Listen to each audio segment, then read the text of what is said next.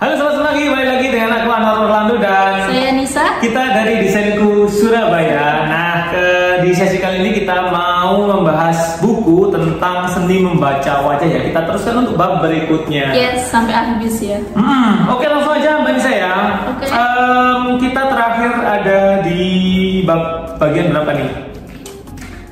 Membaca wajah sudah ya, membaca bibir sudah, pipi sudah, bagian dahi juga sudah, di bagian 10, hidung, bentuk mata sudah, terus kita di selanjutnya ini di bagian 12. Bentuk telinga, rambut, dan artinya. Ini menarik banget ya.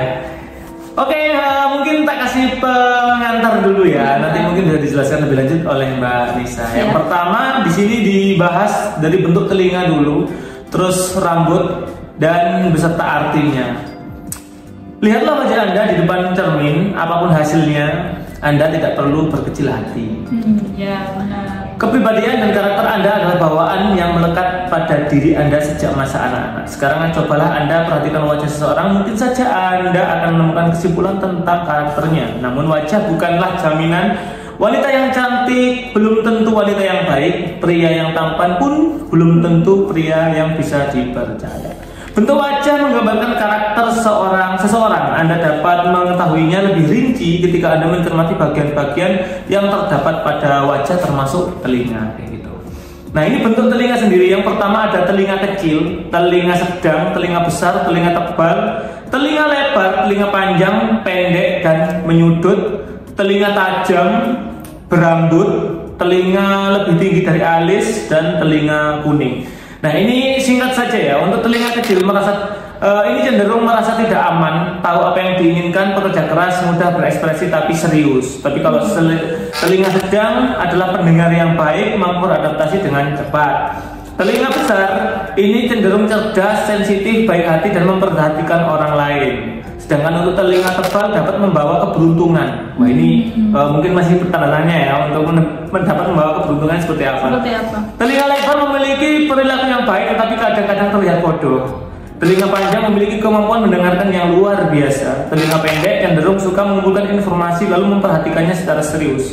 Telinga yang menyudut sudah mudah menyesuaikan diri tapi memiliki keraguan untuk mengikuti aturan tersebut. Kemudian telinga tajam mempunyai karakter kaku dan tidak santai.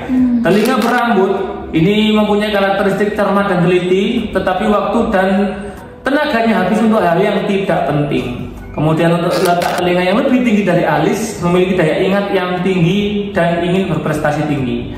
Sedangkan yang terakhir adalah telinga kuning, memiliki budi pekerti yang sempurna. Nah, itulah beberapa ciri telinga yang bisa kita artikan sebagai ciri untuk mengetahui karakter seseorang. Oke, untuk selanjutnya adalah bentuk rambut. Mungkin bisa jelaskan Mbak Nisa, silakan. Oke, next aku mau jelasin soal bentuk rambut nih. Ini ada beberapa jenis bentuk rambut ya. Barangkali teman-teman ada yang punya kayak gitu.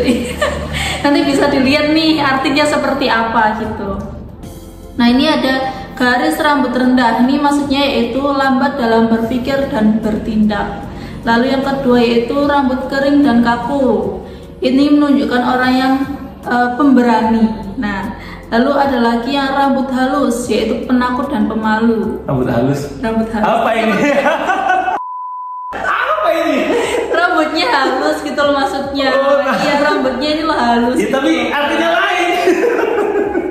Jangan diartikan yang lain ya kak ya, gitu. Oke, lanjut. Lanjut, ada rambut mengembang, memiliki kemantapan penuh ya? dengan budi pekerti. Lalu rambut jarang, yaitu kurang sopan, rambutnya jarang-jarang gitu.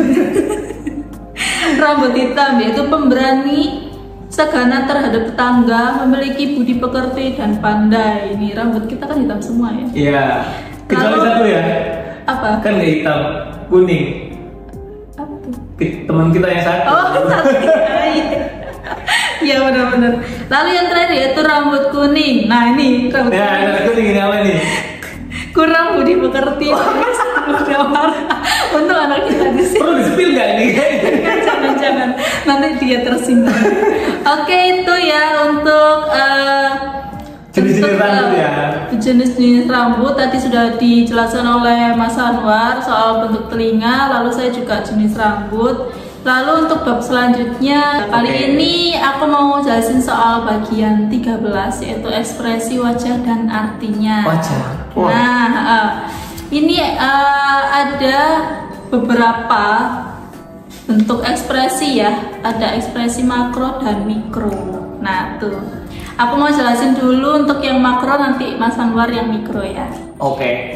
Untuk yang ekspresi makro yaitu menampilkan wajah yang sesuai dengan perasaan tertentu dan bertahan selama 0,5 sampai 4 detik. Biasanya melibatkan seluruh wajah. Ekspresi ini muncul ketika Anda sendirian, sedang bersama keluarga atau teman dekat. Jadi lebih ke ini ekspresi kita sendiri, jadi diri sendiri gitu kan ya. Nah, ekspresi makro bertahan lama karena Anda nyaman dengan lingkungan dan tidak merasa harus menyembunyikan emosi. Ekspresi ini juga relatif mudah dilihat jika Anda tahu apa yang harus dicari dari diri seseorang. Yaitu tadi kayak misal kita sama temen yang ini ruang lingkupnya teman dekat, ya keluarga, teman dekat atau orang yang sudah dikenal. Jadi kayak jadi diri sendiri gitu. Jadi ekspresi kita itu kayak natural. Ini apa adanya lah. Apa adanya, nggak kita nggak pengen mencitrakan sesuatu ke orang lain ya. Benar. Nah, itu ada beberapa ekspresi ada ekspresi makro ya, ada 3 jenis, yaitu ada jijik, ada kemarahan, dan ada penghinaan. Jijik. Nah, ini ekspresi jijik itu biasanya itu mengerutkan hidung adalah ciri utama dari ekspresi jijik. Biasanya gitu kan, kayak ekspresi apa ya namanya, spontan gitu ya. Lalu ada ekspresi kemarahan. Jika Anda ingin mengetahui apakah seseorang sedang marah atau tidak, perhatikanlah alisnya. Alisnya biasanya kan kayak gini gitu. Gini ya? Gini ya? Gitu, kayak marah gitu.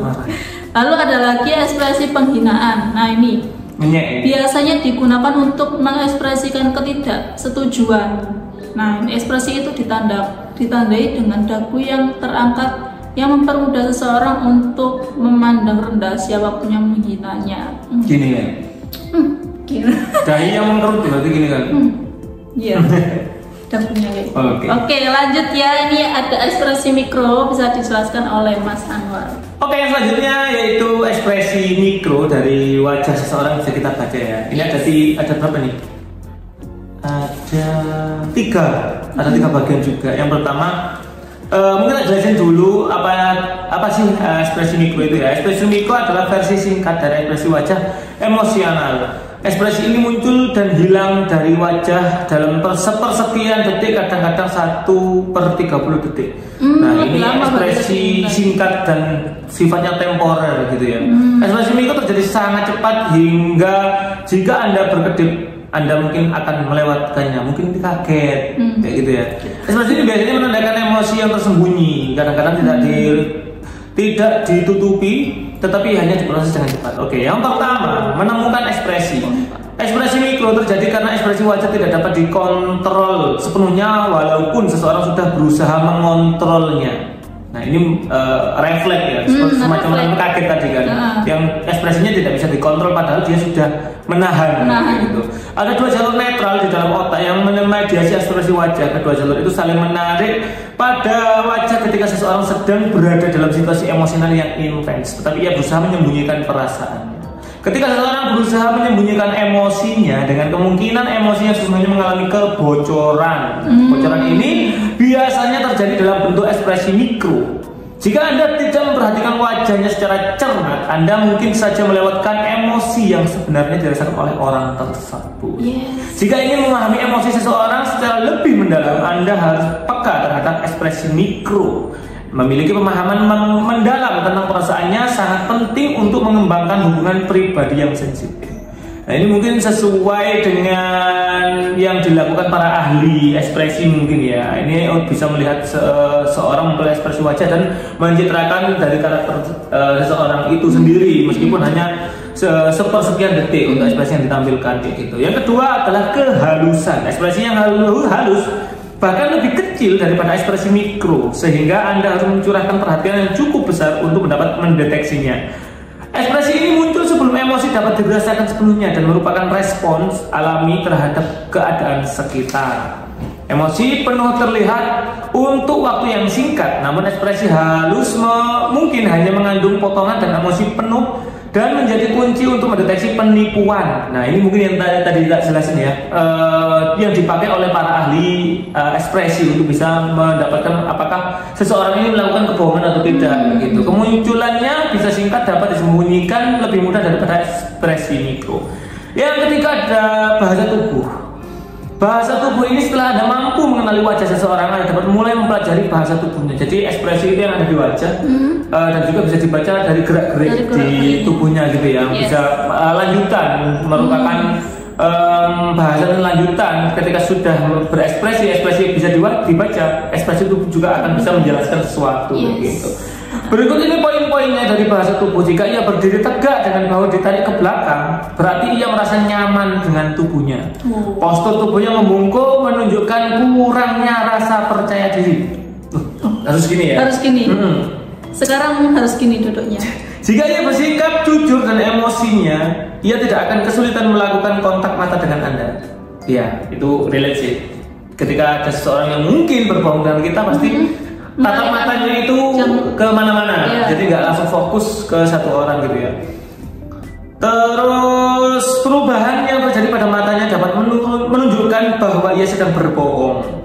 Nah, ada suara yang stabil akan menunjukkan bahwa emosi wajah yang terlihat selaras dengan emosi yang dirasakan di dalam dirinya. Perbedaan psikologis atau budaya tertentu dapat mempengaruhi bahasa tubuh dan ekspresi wajah. Anda perlu menegaskan pendapat awal tentang seseorang dengan terus mencoba mengenalnya. Jadi sebelum kita bisa membaca bahasa tubuh itu kita harus mengenalinya dulu secara mendalam ya, karena kita nggak tahu karena eksternal atau budaya dan lingkungan juga dapat mempengaruhi dari gerak-gerik dan bahasa tubuhnya seperti itu. Jadi kita nggak bisa langsung menilai dari bahasa tubuh kalau kita belum mengenal sebelumnya. Gitu. Mungkin itu saja teman-teman yang bisa kami sampaikan di video buku kita kali ini mengenai seni membaca wajah. Aku Anwar Orlando dan saya Nisa. Kita jumpa lagi di next video. Bye bye.